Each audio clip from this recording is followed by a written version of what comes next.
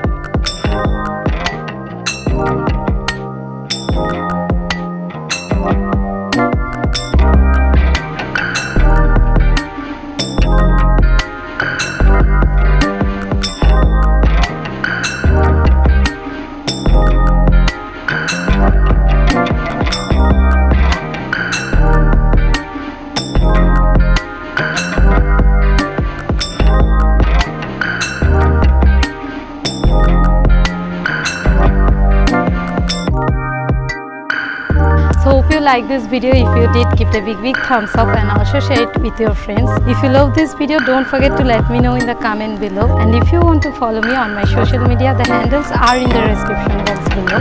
That's it for today's video. See you in my next video. Bye bye.